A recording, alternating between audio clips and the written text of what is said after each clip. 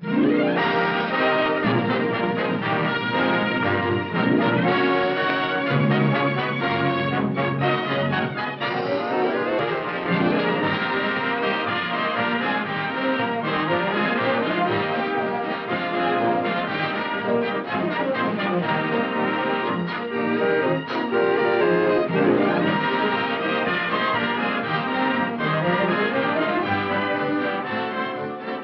is a story about two kinds of people.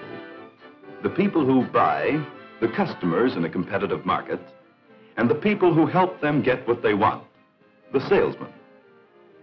We're all customers quite often, and we're all salesmen now and then. Salesmen of things and of ideas. And there's a lot to selling, anything. There are rules and ways of doing the selling job that have to be followed if we expect to be successful in a competitive market. Well, now, here's Don Evans. He's a pretty good young salesman, lots of drive, spends his time off the floor studying his product, planning his next day's work. Only trouble is, sometimes Evans thinks he has all the answers.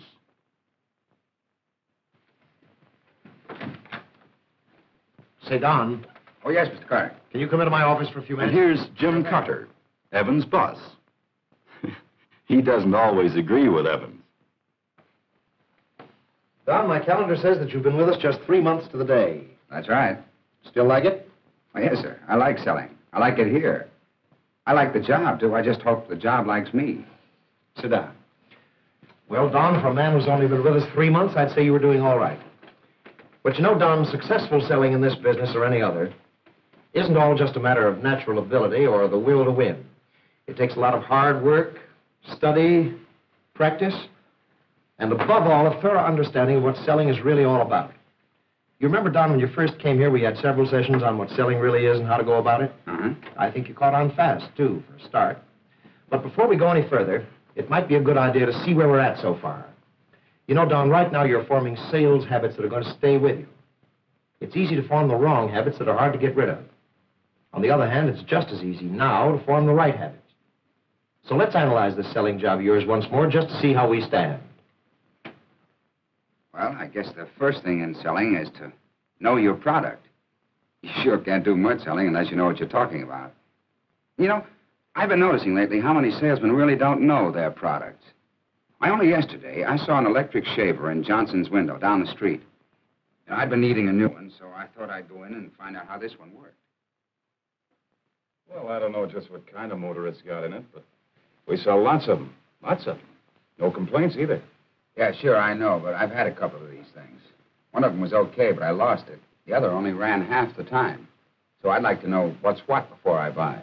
Well, we handle a lot of different makes of shavers in this place. Yeah, sure, thanks.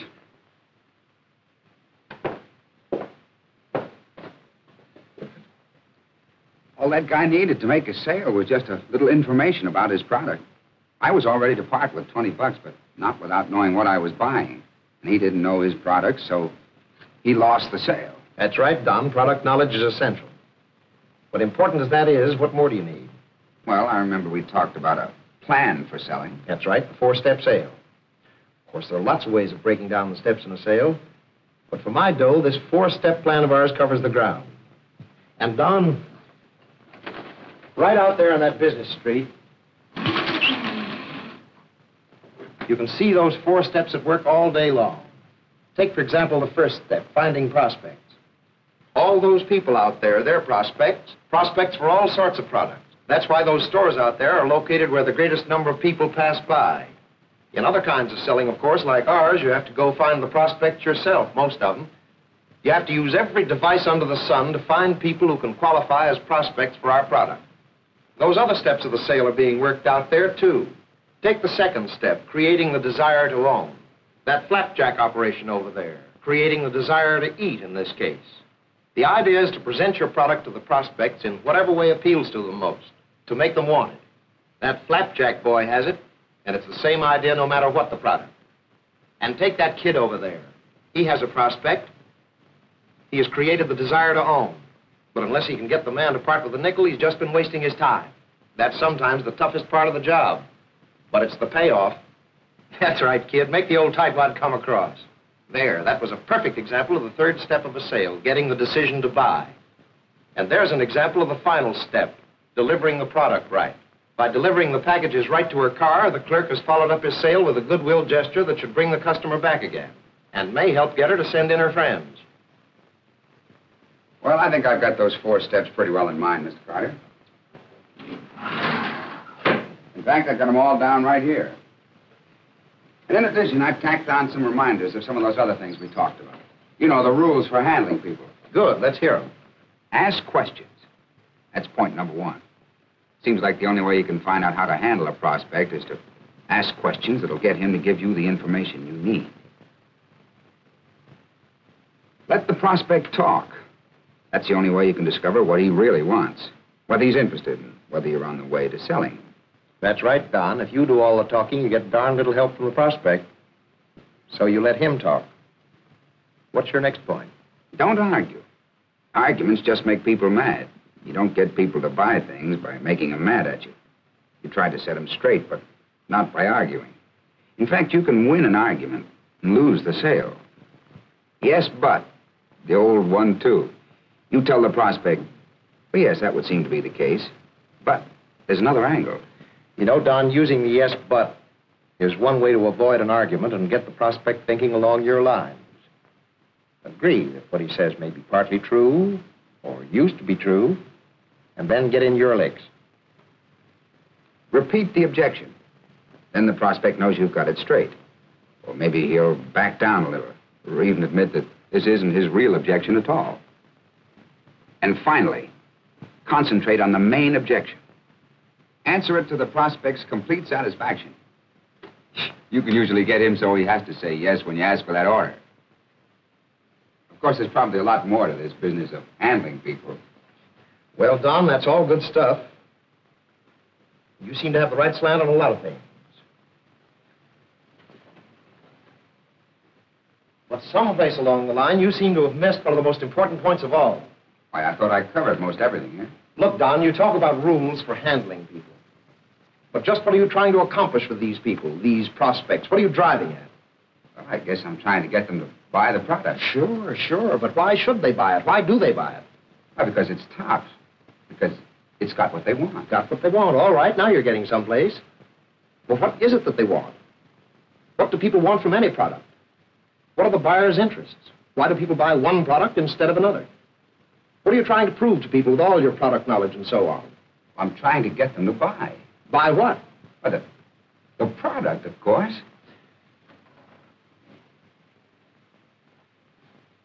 Look, Don.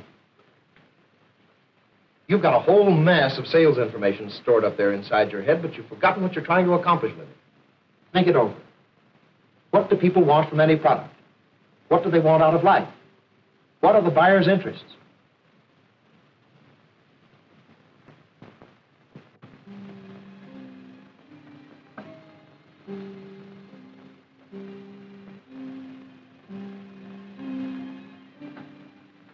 What do people want?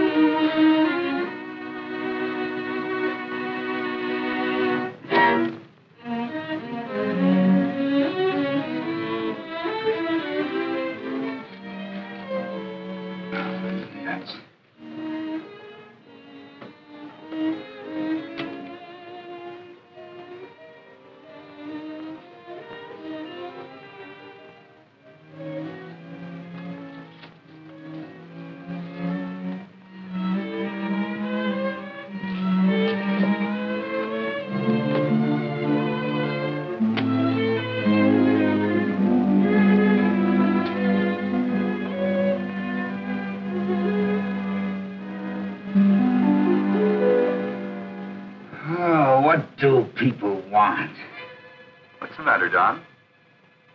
Don't you know what people want? What? Oh, never mind about where I am. I'm just the guy inside your noggin. The guy who really knows what you know about what people want. What people want. That again. That's right. You know what people want. Take yourself, for example. How do you like to come home to an easy chair? A pleasant, warming fire in the fireplace. Just relax with your slippers.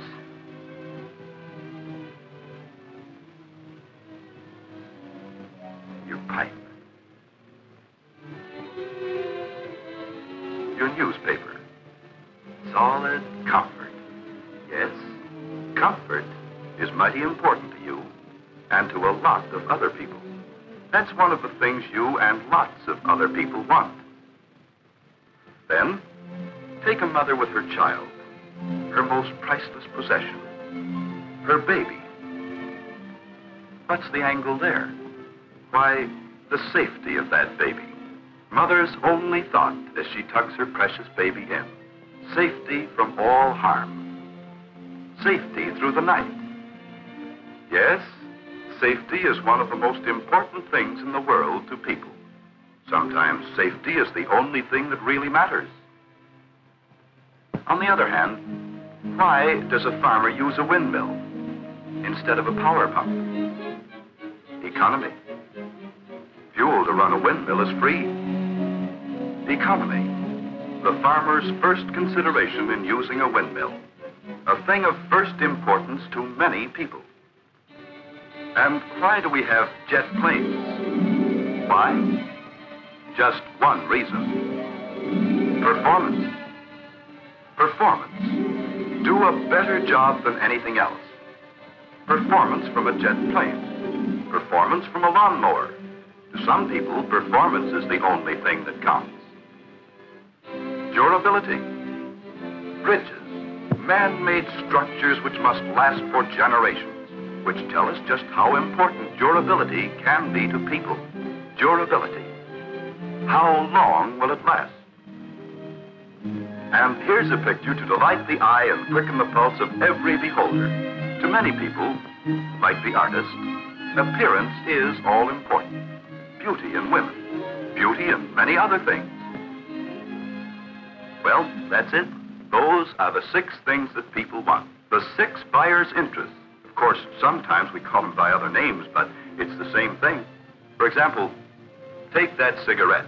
You pick a certain brand, maybe for its flavor or its firmness or the fact that it doesn't make you cough. Well, in a cigarette, those things all add up to performance. Performance in a cigarette.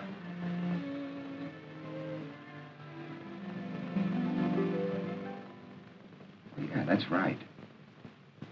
But doggone it, with my product, all I have to do is give a complete demonstration. If I do that, I've answered all 6 of the buyer's interests.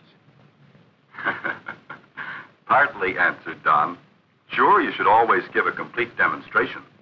But you've got to do a thorough selling job on the prospect's main interests. For instance, those are certainly good-looking shoes you have on. Why did you buy them? Right, because they're comfortable. I've got to be on my feet an awful lot in this job, you know. Exactly. And while the shoe salesman mentioned appearance and economy, you wouldn't have bought those shoes unless they were comfortable. Someone else might have been more impressed by appearance. But to you, comfort was the chief interest. So the salesman hit that hard. The thing is that different people attach different degrees of importance to each of the 6 buyer's interests. One may think performance is the most important. Another, economy, or safety, or comfort. I get it. My job in selling is to find out which of these interests each prospect is most interested in. And then to show that my product is the answer. Absolutely. Product knowledge, the 4 steps of the sale, the rules for handling people. All these things should be aimed continually at finding the prospect's interests. And then, proving that your product best fills those interests. That's true of every salesman, no matter what he's selling. Take Pete, for example. He sells china, very expensive china, and not so expensive china. Good morning, madam. What can I show you today? Well, I'd like to see something in a dinner set. All right. Did you want something for every day, or were you interested in something more elaborate? Well, something for every day. And I don't want to spend too much. My present dishes are always chipping. I see. So you're interested in something low-priced, yet durable. Yes.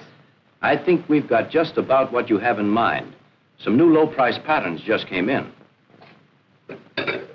Here's one we consider very attractive. Yes, it is nice. And the price is surprisingly low for dinnerware of this quality. It's durable, too, for everyday use. Let me tell you why this china is so durable. You see? As you may have noticed... Pete established with a simple question or two just what his customers' main interests were.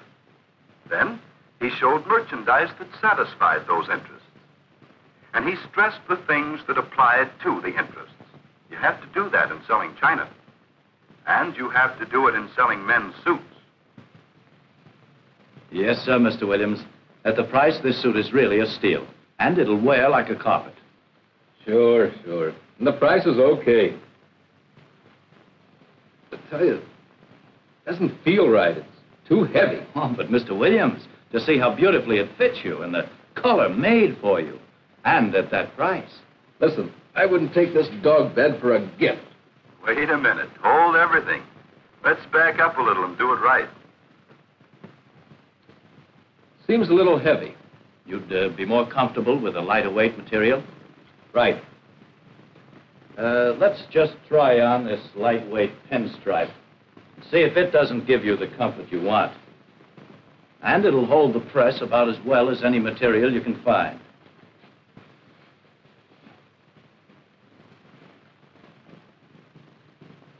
Well, this is better. Yes, that was better. When a prospect gives you a hint as to what his interests are, stay on the beam. Prove his interests.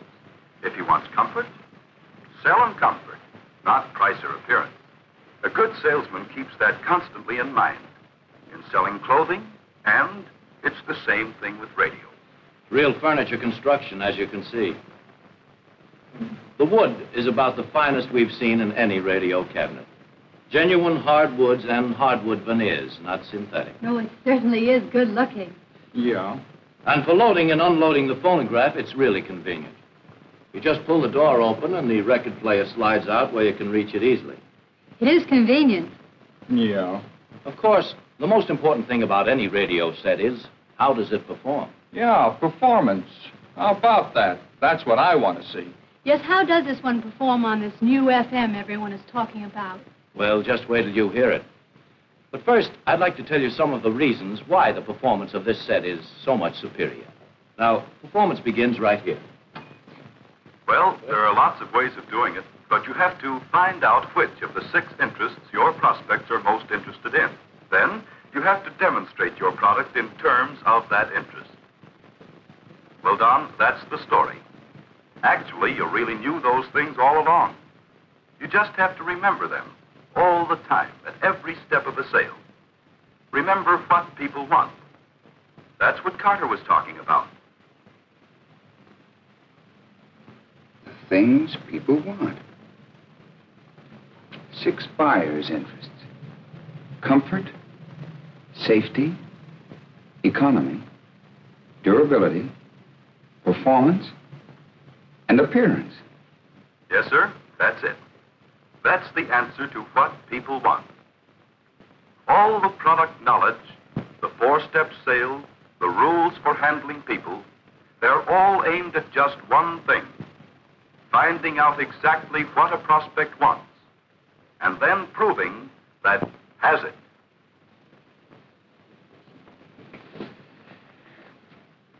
You see? I knew it all the time.